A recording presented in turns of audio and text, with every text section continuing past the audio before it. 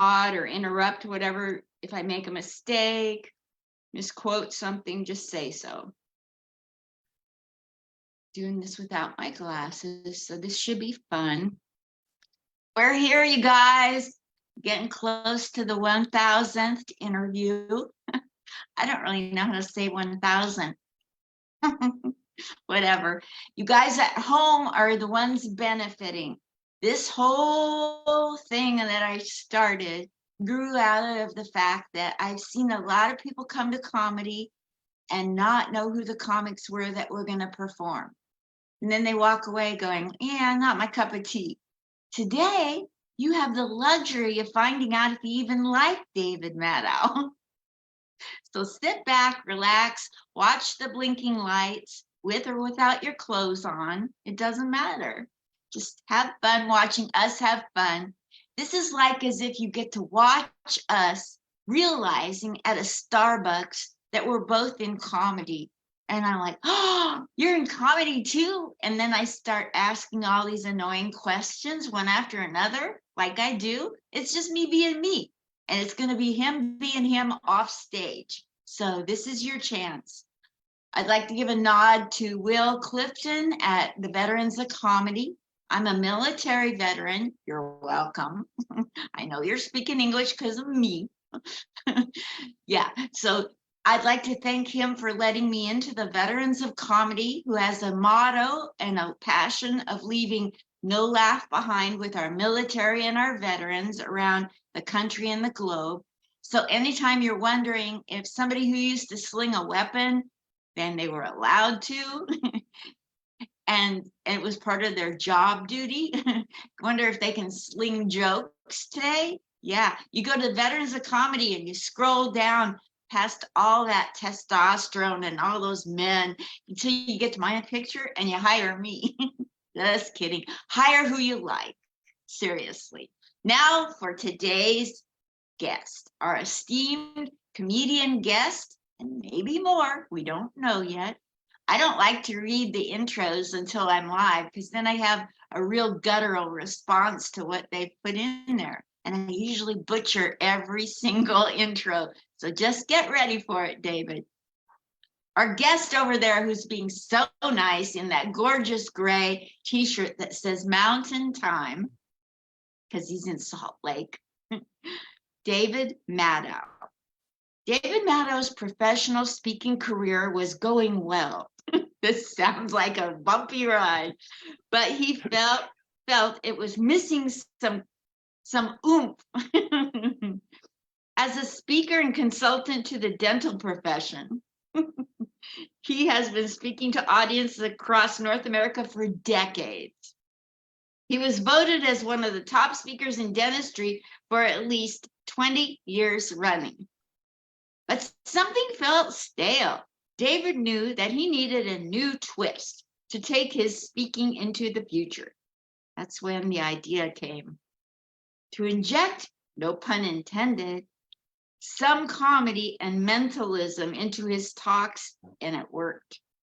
His schedule became so full that he actually had to start turning down gigs to maintain his sanity. Although these days, David's magic mainly spends his time. Let me start that paragraph again. Although these days, David magic, I think it's supposed to be David's magic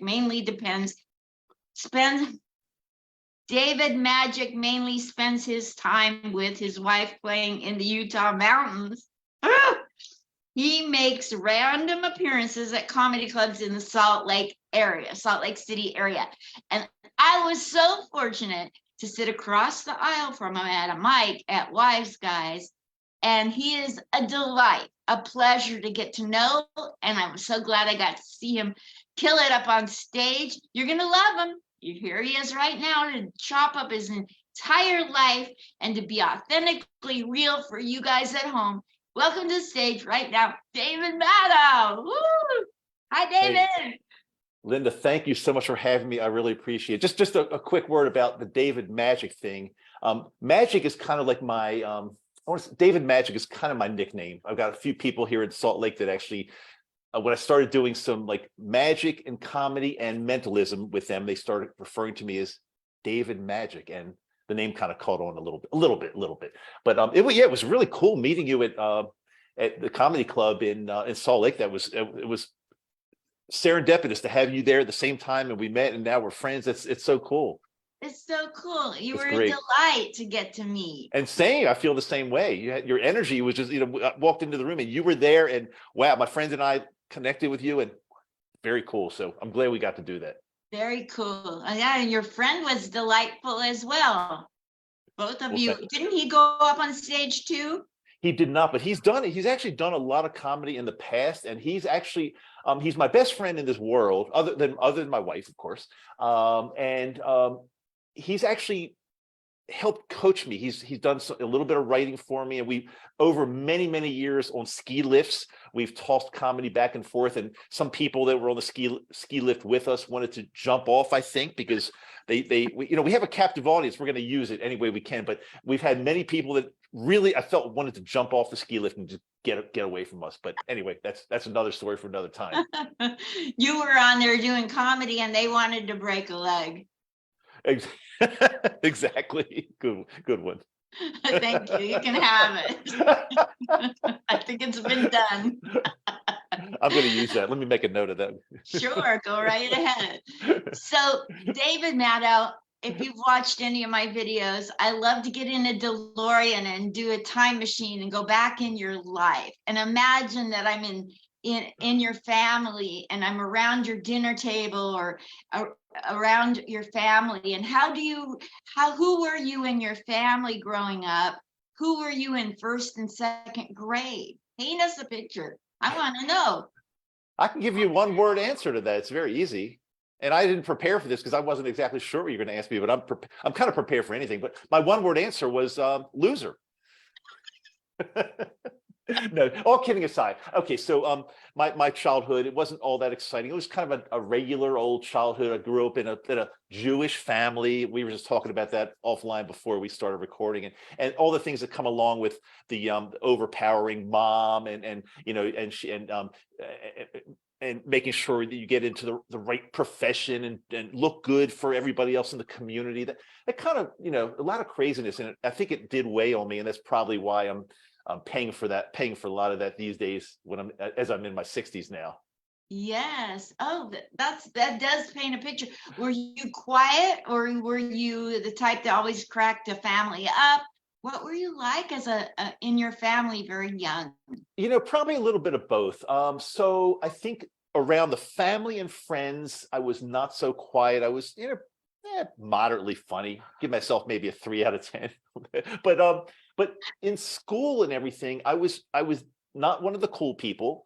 I was probably more quiet, reserved, just kind of observing what's going on around me, and also not really fitting in properly. Like fast forward from elementary school through junior high and high school, I was in high school. I was not really a jock. I was decent at athletics, but not good enough to be on any teams really. And I was not really one of the intellectuals, which kind of threw me into a category of somebody that kind of just like, I was there, but I wasn't really making an impact on the school or my life or anybody else's life in any real way. I was just kind of there, if that makes sense. Yes, I get it. What were your favorite subjects in like grade school? I'm still in grade school. Well, are you still going back to grade school? I think I was always more of a science and math person as opposed to English and history and literature and things like that. Science and math, and even to this day, come really natural to me. I think an extension of that would be tech and computers. That stuff always has come very natural to me. And I hated English. I almost flunked English in grade school, junior high, college, and even up. I just wasn't really good at English, and history I hated. I probably had a lot of not OCD, ADHD, and I know I was undiagnosed ADD, ADHD. I'm positive of that. So I just kind of sat there and did nothing in class as far as English and history. But these days I'm much more interested. I've done a lot of writing in my profession, in my career. I've been a writer, and so these days the things that I hated earlier in life interest me a lot more. Got it. We'll get to that in a minute. Now let's go to high school. Great, late grade school, high school. How did you develop as funny or around your peers, or what kind of activities did you do in high school? Who were you Well, I later wasn't. in school? Well, I don't think I was funny in high school at all. Like I said, that I kind of maybe jumped the gun a little bit because I think the picture I painted of me being kind of like just a nobody, a loser, not a cool guy. That was kind of junior high and high school. But what did I do in high school? I tried after school and on the weekends, my friend Mark Lickman and I. Mark, if you're listening, I'll try to send you a link if you're watching this. We Hi, just Mark.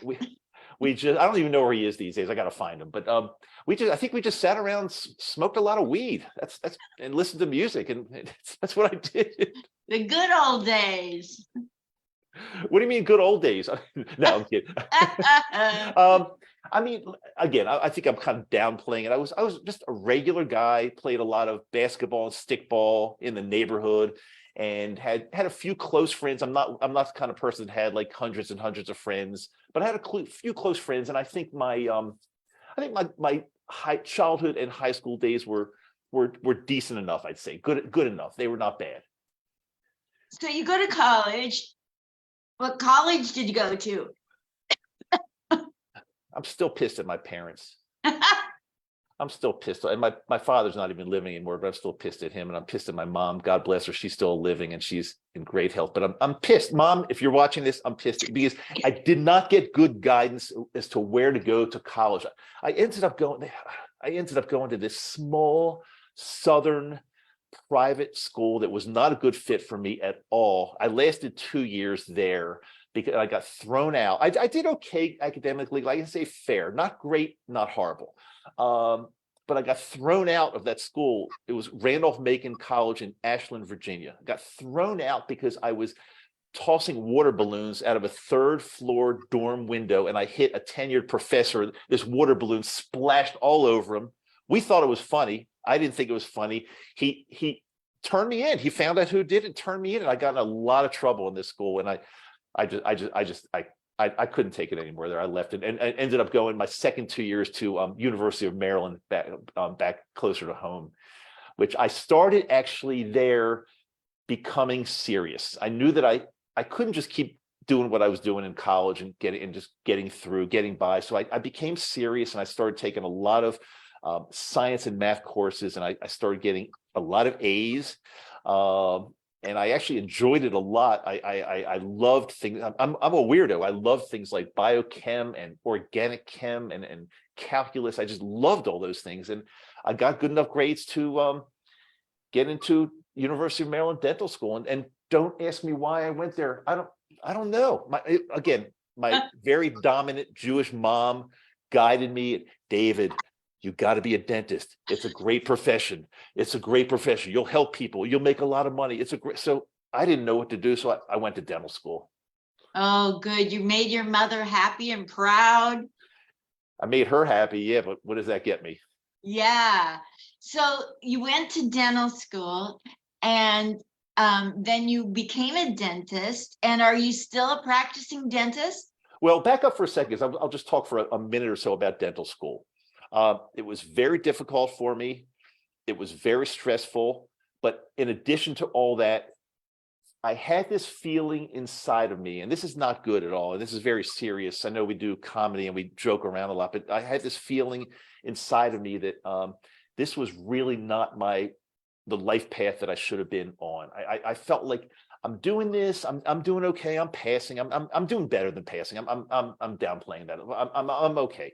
But it was stressful, and I felt it wasn't right for me. But again, I'm a kid, early 20s, you're still a kid. You don't really know what to do in life. And I continued with it. And I became a dentist, and I did a general practice residency in North Carolina for a year. I worked for a couple other dentists in Maryland. And then finally, I opened up my own dental practice with a friend and colleague, Stephen Becker, a good friend of mine back then. We opened up a dental practice from scratch together. And that was kind of fun. But again, I would be doing my work and seeing my patients, sitting in the dental chair, adhering to a schedule, thinking to myself, this is not what I want to be doing for the rest of my life. I cannot do this. I was doing well, and my patients thought I was a great dentist, and we all loved each other. But I didn't feel the love that this was something I wanted to do for my entire life.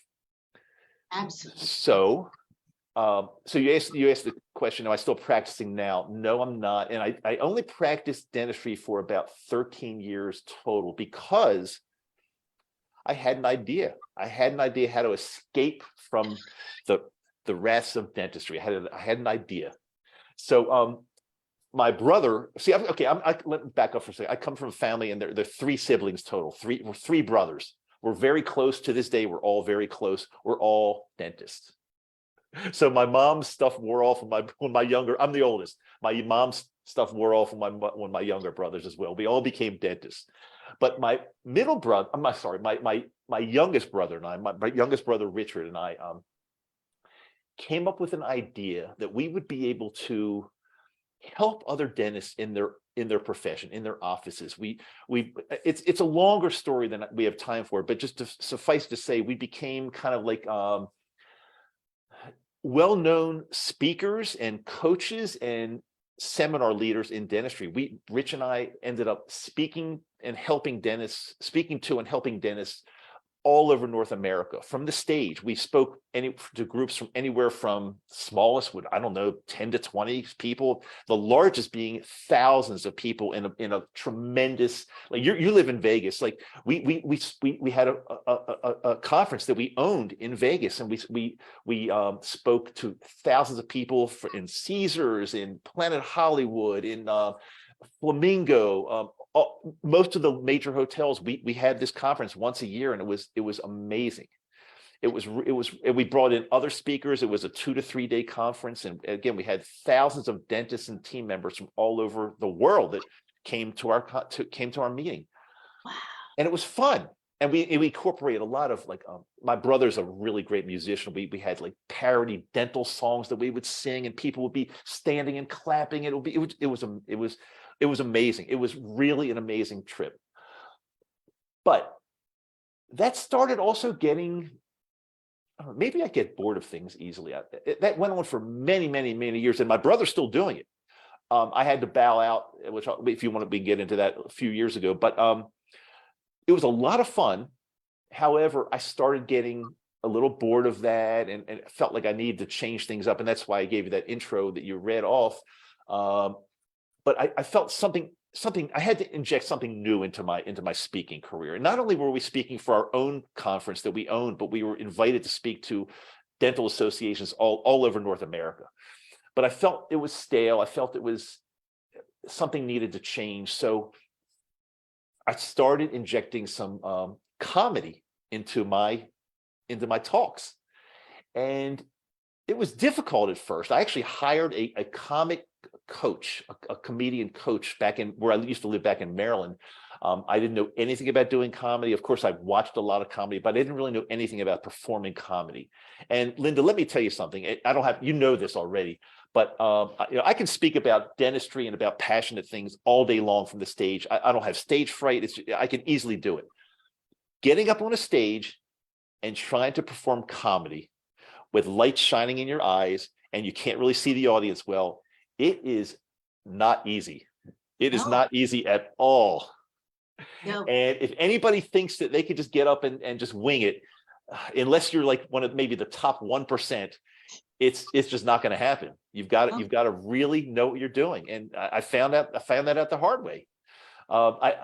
To back up for a second, getting away from my dental stuff, but I hired this comedy coach, and we were working together, and I performed at every open mic back in the Maryland, DC, Virginia area, every open mic. But these open mics generally consisted of a bunch of drunk comics sitting there at the bar, watching you, looking at their books, waiting for, taking notes and waiting for them to get up on stage, and they could care less what you're talking about. And it was very difficult, but I persisted, and I kept doing it, and sometimes got into some larger venues and did a bunch of comedy. But the main purpose I was doing this for was for my dental talks. And I came up with a lot of really good dental humor that really worked well, and the audiences seemed to really like it a lot. And I also got to the point where I was doing mentalism, just reading minds and using that in my dental comedy and talks, and it was a lot of fun, Linda, and it started working really, really well. Well, I want to disclose something personally real fast. I hate it when interviewers talk about themselves, but my crowd work is terrible because I can read people. And so like I'll say, I'll do a joke about a cop, and then I'll look at somebody and go, oh my gosh, you're a cop, aren't you? And then they're a cop. And like, what do you do when you have this mental ability and it's not funny? How do you make it funny? How It's do you? sometimes it's tough, and so, but luckily though, I don't do a lot of crowd work like that, because I still find that I'm not super experienced with that, and I find that not to be as easy. But the mentalism is, I think, like I talked about, like the math and the science, is somehow it just comes a little bit more natural to me, and I'm able to. I've always thought, actually, for the past many years, I thought like I'm a little bit of an empath, which I feel like I can get into other people's minds and bodies and just feel what they're feeling. So the mentalism part kind of came easier, and people really appreciate it, because when if you go to a comedy club, or if you go see a motivational speaker talking, they're generally not going to be doing mentalism. They're going to be doing their thing. They're going to be either doing comedy or talking or helping people. But throwing things like mentalism, like if I could figure out what people are thinking, it's people appreciate it because they don't see it that often, so it becomes easier and more fun. So I don't feel like I have to do a lot of the crowd work. It just, so it's probably to my benefit. Yeah, it probably helps you read a room if you can read the people in the room.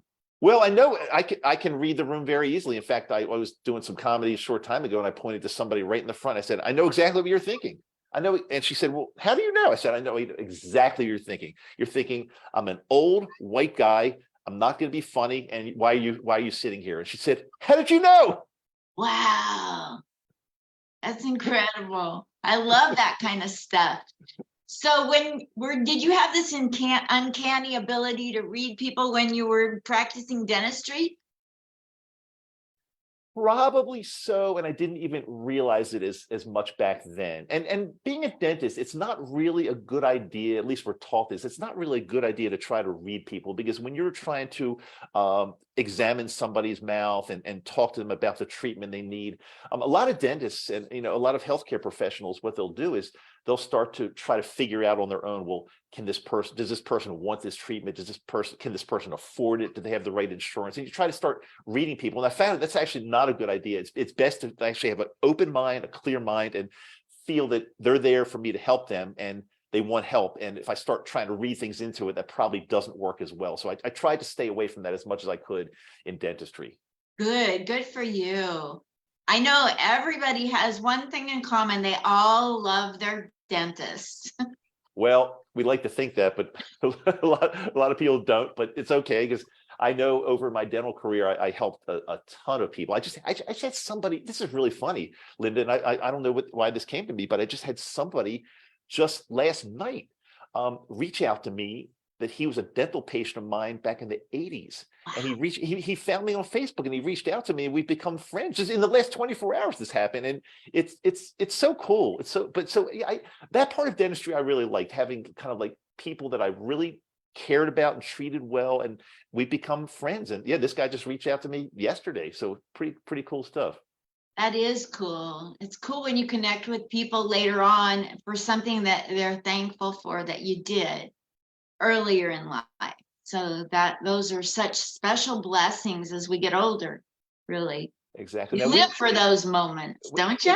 I'll tell you something. Life is short, and helping other people and connecting with other people, and you talked about, I think you talked about earlier, maybe in the intro or before that, you talked about like you're going to talk to me off stage and see what I'm really like off stage. Well, I will share I'll share something with you that's been important for me my whole speaking career.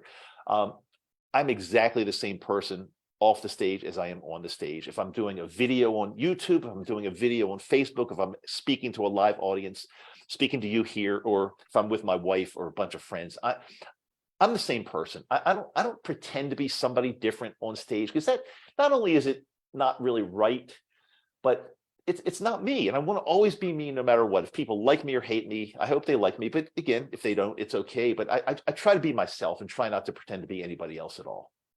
That's so special, because I want to underscore that for you who are not comedians, or if you're newer comedians, what he's speaking to, David Madow just tapped into something. It takes, generically speaking, it can take comedians 10 years to go up on stage and be who they really are on stage. And what he's saying is, he doesn't have that problem. That's the way he is. He never is what he isn't. He just goes on stage and he's who he is. Is that what you're trying to? Exactly. However, small little caveat. Like if I go on stage and speak about anything, my passion, anything like that, I'm totally myself. When I in my dental career, when I spoke to dentists and team members, totally myself. It wasn't always like that. At the beginning, I was not myself. But you develop that voice, and you are who you are. However, when you saw me that night a few weeks ago at Wise Guys in Salt Lake City, I'm a little bit how can I say this, rusty as far as my actual comedy. So I'm maybe I'm hard on myself. I don't think I was myself. I wasn't really. I give myself about a 6 out of 10 on that one, only because I'm not really I'm a little bit rusty on that.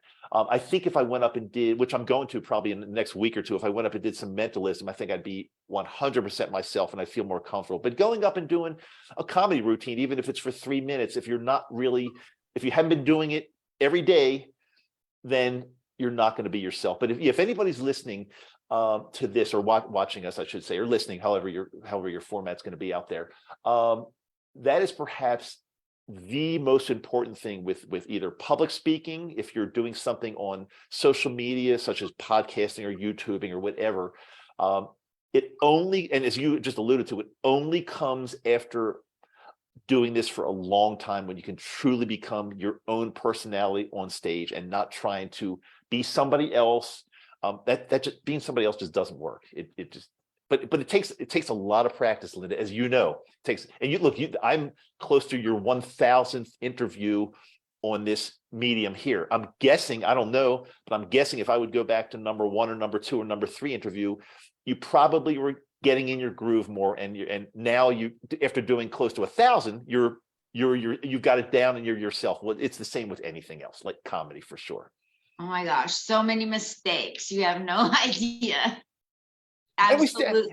And we still make them. We still make mistakes. But again, when you do it day in and day out, over and over, and you try to be honest and yourself, everything just feels more natural, for sure.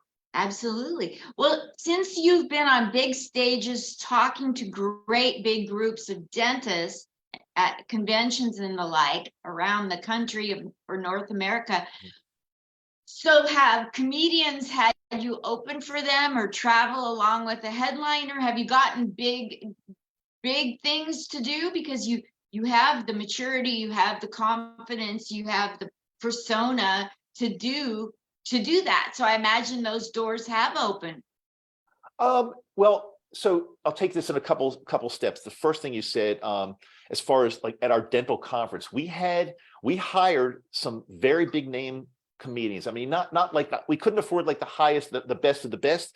That would be way out of our budget. But we had some really good comedians that oftentimes opened up our show. Let's say it was a 2 to 3 day conference. It's really great to warm up the group with a comedian at the very first slot, first thing in the morning, who can not only give a great talk, a really funny talk, but then kind of at the very end tie it into like life and kind of bring it all together, and people really appreciate that. So I'm quite sure some of the people that we had speak at our conference were names that you would recognize, and maybe even names that you've interviewed. So it was really great connecting with these people, and these people in real life they're good people. They're like you and me. They're regular people. They get up in the morning, they drink their coffee or smoothie or whatever they might have. I haven't had time to do on this yet, but I made it. I've got it ready, and I also have a glass of water in case my mouth gets really dry. However, to answer the second part of your question, since I was primarily, at least at that time, primarily a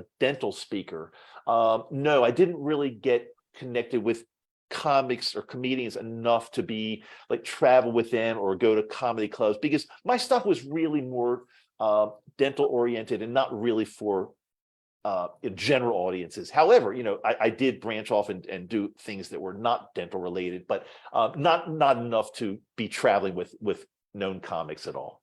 So since you've been going up on stage doing comedy, have bigger name people said, I want you to open for me or host or a feature? Well, again, it happened, yes and no. It happened mainly in dentistry. So at our conferences, we would always have these very high level scouts there standing in the back. And it was a little bit intimidating, actually, and they'd be taking notes. And so I definitely got invited to a lot of other major meetings, but more so as a funny, connecting dental speaker, and not so much for the general audience. Like nobody came up to me and said, hey, we want you to do an hour slide at Wise Guys Comedy Club in Salt Lake City. Nobody really did that. Or Laughing Skull in Atlanta, where I've also done some comedy there too, but nobody's really picked up on that and begged me to be like an opening speaker, a main comic there. No, that really hasn't happened. Well, that's got to be in your future. That's got to happen. Well, we'll see. I mean, these days I have a lot of fun with it. Like I said in the intro, I think I spend a lot of my time now just doing things that I like out here in Utah. We got some snow last night, so we'll probably go out and play in the mountains today a little bit. But comedy and mentalism still very important to me. I love performing for my friends. I'm definitely going to come back to the Wise Guys here in Salt Lake. I'm going to be doing some mentalism with them. Actually, before the end of the year, I'll be doing some mentalism there. See how that goes. I think it's going to probably go really well, and then we'll take it from there and see what happens. And again, it's just a passion. It's fun for me, and we'll see where it goes. Well, that's fabulous. Oh my gosh. So can you tell these are dental? Can you tell that these are false teeth? False teeth, or well, I have. It's hard to do on video, but if I saw you in person, I could probably tell. I don't. When you say false teeth, I don't. So don't tell me anything else. Don't tell me anything. But I don't think they're. When you say false teeth, I don't think they're dentures. I think they're probably. Let me see again. Big smile. Big smile. They're probably either crowns or veneers or a combination thereof. That's my guess. They're dentures. No way. Are you serious? Let me tell you, somebody did a really nice job for you, Linda. Thank you. Somebody did a very nice job. I didn't pick up on that. So that means if a dentist does not pick up on it, that means kudos to your dentist. Is your dentist in Las Vegas? She was at the VA hospital in Portland, Oregon, and she was pregnant at the time, thinking about her baby that was going to pop out. She did a nice job for you, for sure. Thank you. I asked for the second whitest white. I wanted to look like Jane Velez Mitchell minus the LGBTQ. I want just the straight Jane Velez Mitchell. You look great. You look great. And I think at the comedy club in Salt Lake, you may have even mentioned your age. And I said, wait a minute, there's no way. I thought you were 71. Good for you. I'll tell you something. You're doing something right. You're wonderful. You're doing it right for sure. Thank you. I've got a lot of pain, in my life, and I've tried to take all of it and heal from it and make it relatable and funny. All of it. Linda, we all do. And can I get serious for a moment? Is it okay because we've talked a lot about comedy and fun and speaking and how I was like a nerd in high school, and that's all fun. But a lot of that really did come back to me later in life. And actually starting several years ago, I noticed that I was becoming more, I had some depression. I was becoming more anxious, and I just didn't feel right about my life. It's just things and some physical ailments that started bothering me, and that's not like me because I've always been like super healthy my entire life, and something was really off, and that's why back in about 3 years ago, I took a sabbatical from my speaking career for dentistry with doing this with my brother, and he's doing it all by himself now. I just felt like I needed a break from all that, and Yeah. I just started really working on my life quite a bit, and seeing doctors, and really trying to make things right, both physically and mentally. And I discovered something, and I hope it's okay for me to say. If it's not okay for me to say this, you just edit it out. It's okay, but I No, think I don't edit. I have a feeling it's okay. I actually discovered something about a year and a half ago that I've been doing for me in my life, and it's totally turned me around. So I've done a 180, and I feel better now at 67 than I felt for most of my life. I feel awesome. I feel like physically I can get out there and ski with the best of them. I can run, I can hike, I can and I just feel really good. And what it is, and I wanted to share this with you because I actually am I've been podcasting on this topic for quite some time now, a little bit. And it's I've been microdosing magic mushrooms, and they have turned my life around totally. And again, if you don't like that, cut it out. But it's changed. No. It's changed my life. I feel so much better than I've ever felt in my life, and I've started Facebook groups and podcasting. I've got like a decent following with that as well now, and it's this phase of my life is for improvement and living my life to my potential, and it's been awesome. It's been just I'll look into incredible. that. Thank you for the tip. Anytime. Yeah. So are those psychedelics? They are. However, the definition of Microdose. microdose, when you microdose a psychedelic, it's actually taking a sub-perceptual dose. So you're not, so like every day I'm not walking around tripping and, hey, it's a sub-perceptual dose, but it works kind of in the background along with other things that you do, such as positive affirmations and just things like that. And it's nothing short of amazing. Super. I was on all the pharmaceuticals that my docs, all the antidepressants and anti-anxieties, and I'm on nothing now, because that stuff is just, it's as good as that stuff might be and help some people. I didn't want to be on pharmaceuticals the rest of my life at all. So Me neither. here I am, That's awesome. Does it help with physical pain? I have so much physical pain. Well, this is what's the word I'm looking for? It's I can't think of the right word I'm looking for, but when you get to be our age, sometimes you forget words, right? But the word I'm looking for is kind of like, yes, I believe it does. Although, you've got to look into scientific studies, and it's been difficult. There've been a lot of major studies with psilocybin, but I can share my personal experience with you. I used to feel a lot of pain and injuries from a lot of the things I did, and I was always hurting, like one way or another. Something was always hurting me. These days, I don't hurt. I mean, I'd be lying if I said I never have a pain in my body. I am 67, and so things do hurt sometimes. However, it's not the norm, and I go through my life now relatively like pain-free, injury-free. I used to get injured all the time too. I used to always have like an injury nagging me. Sometimes the injuries would last like 1 to 2 years. I'm not kidding. But now I don't feel it. I don't feel pain. I really don't. Wow. Yeah, so I think, and I've talked to a lot of other people kind of in the same category. They say that if they started microdosing, a lot of the pain they had in their body just kind of just left. So I think it helps. It helps in many ways, all over that we might not even know about yet. Wow. Well, I'd like a link to your podcast where you talk about this.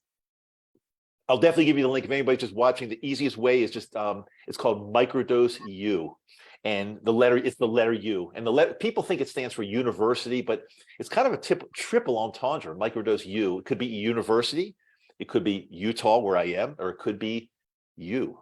So yes. you. So you never know. So it's called Microdose U, the letter U. You can find me on YouTube and Apple Podcasts, and wherever you get your podcasts, Spotify, iHeart. I think they're all there.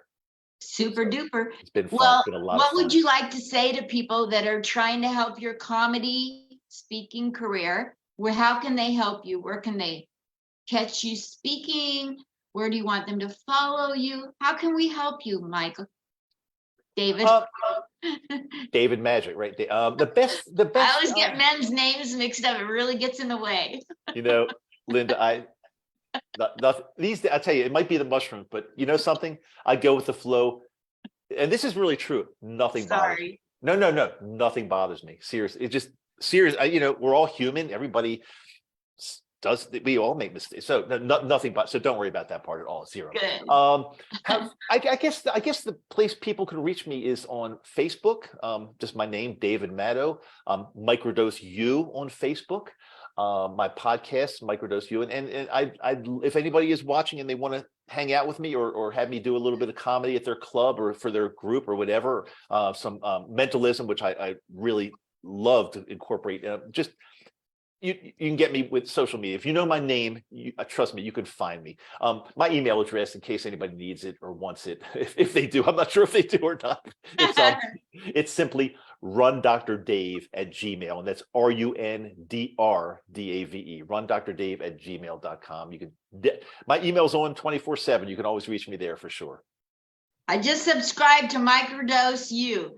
So it's Microdose, one word, and the letter U. Yeah, did you subscribe on the podcast or the Facebook or The YouTube? YouTube. Okay, perfect. That's perfect. That's great.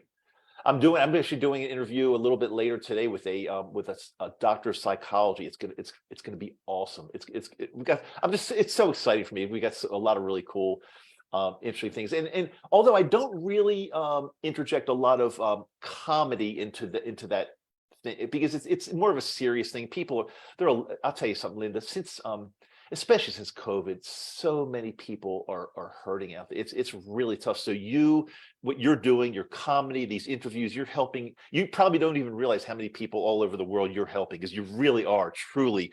We all try to help people because it's the world is tough these days. It's really difficult. We're all going through some tough stuff. So anybody we can help, we do. But in my Microdose U podcast and YouTube channel, I don't really do a lot of comedy, but the most important thing is I am myself. I'm really transparent. I don't try to be anybody different. And I get so many comments, Linda, from people saying, I really feel I can connect with you because you're a real human being. You're really yourself, and you're not trying to pretend to be somebody that you're not. And that alone just makes me feel like $1 million, because if I could help a few people along the way, it's just a great thing. Absolutely. It's very rare to find people that are actually authentically real. So that's healing in and of itself. It really is. It really is. And I know we've gotten off the topic of comedy just a little bit, but if anybody is looking for like life advice, it's just be yourself. Don't try to be somebody else, and be real, and just be kind to other people. And if you do those few little things, you'll be the top percent of people out there, kind human being, good human beings, and successful, because success comes from people helping other people. If you're out there trying to do only something to make a buck, and people can tell, people are on to you. It's just be yourself, help others, be kind, and things will flow towards you as well as in the end. Absolutely. I just can't stand it when people are doing things to get, like when there's a motive behind it. I read it like a book and I'm out.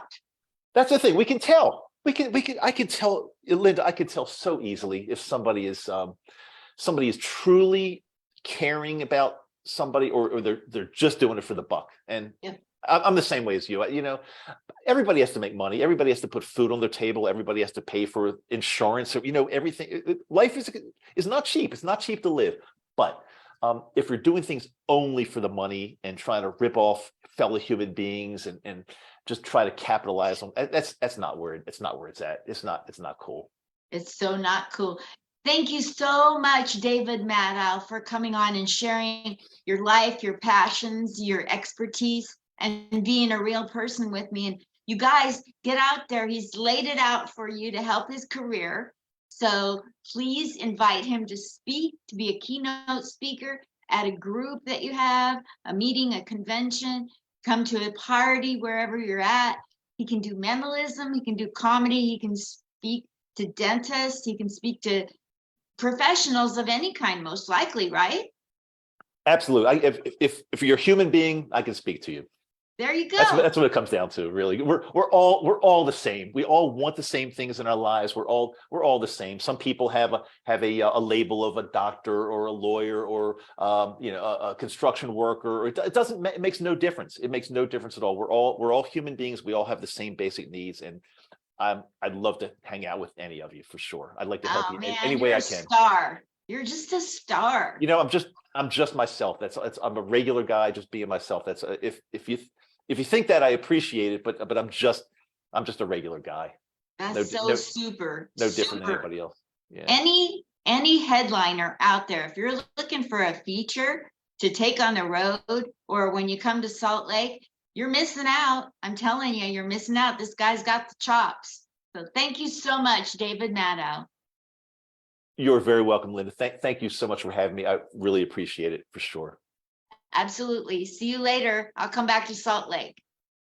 Please do. Bye.